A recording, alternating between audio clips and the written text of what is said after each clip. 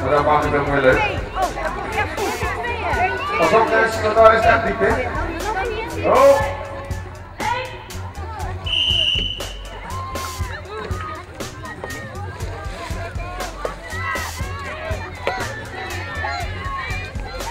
Dan moet je staan, jongens, kom op.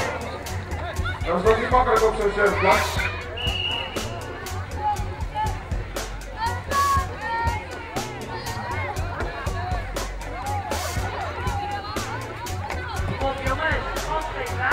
Dan doen we nog eens de veermodus van de restjes.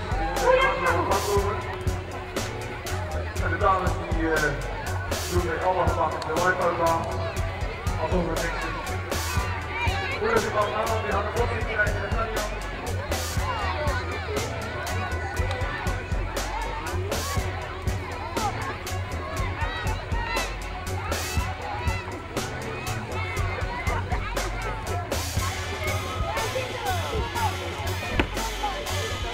Draaien maar! Jongens, die dames dan starten, hè? Voor je water starten.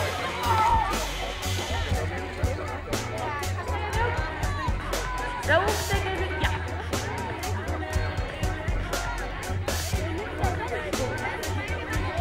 Ja, ik moet bekennen dat voor mij de gezichten soms...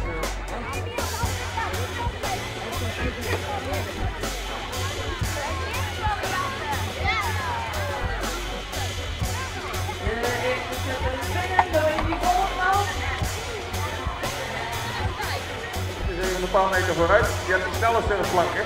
Die andere is weg. De afwijking op naar rechts, ja. De volgende wipe-out zijn. En op de allereerste plaats, maar ook het snelst van alle kindjes, Remma!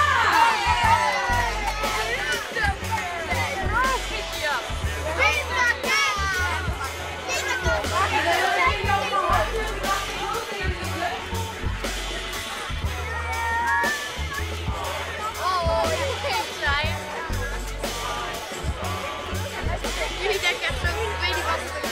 Gaan jullie winnen? Ja, tuurlijk. Ja, maar winnen. We niet, maar wij wel.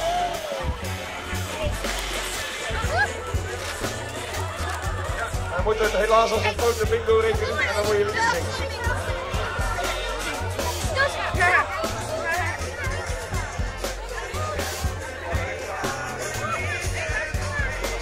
Ik denk het wel, want er staan er daar 7. Dus als het dan 7 tegen 7 is, is het wel eerlijk, hè? Hadden wij de 6 kant van gewonnen, dan had het niet zo zijn dat je stuit direct komt. Dus 7 tegen 7. Nee. Kom maar jongens, moeder staan, hè! Dat is het power. Kom maar jongens, moeder staan, hè! Dat is het power. Oei. Dat zien we niet, dit is power. Blijven staan, hè! Allemaal op de hand. Ja, kan het. En toch, kom maar in de brug, kom maar jongens. Goed zo, hey.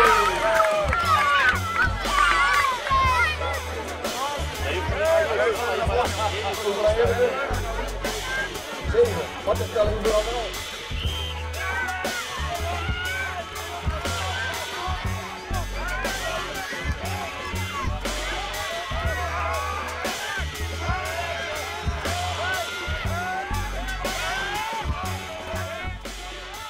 Goedendag, mijn naam is Ronnie de Poorter. Ik ben op dit moment voorzitter van de Stichting Geuzenfeesten in Biervliet. En hoe zijn de feesten verlopen?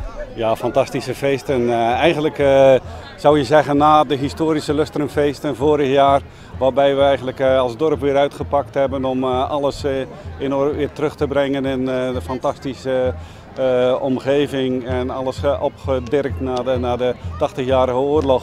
Zou je zeggen dat een dorp dit jaar helemaal geen lust heeft in nieuwe feesten, maar toch ook de 46e Geuzenfeesten zijn weer een fantastisch evenement met een geweldige inzet van alle vrijwilligers, alle organisaties.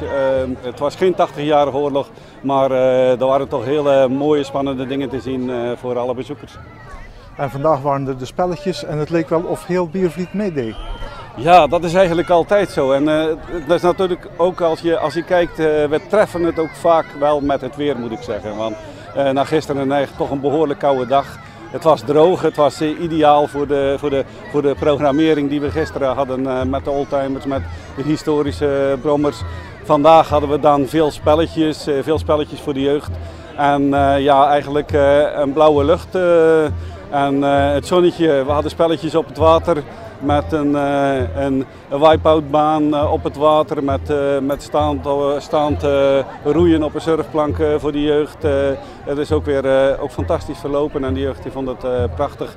We komen nu net hier zo achter ons bij het traditionele touwtrekken vandaan. En dat is iets waar we eigenlijk elk jaar weer zien dat het dorp daar warm voor loopt. De jeugd doet het graag, ze laten zich graag ten opzichte van elkaar meten van hoe sterk zijn we vanuit onze wijk. En ja, het is altijd enorme drukte en enorm gezellig.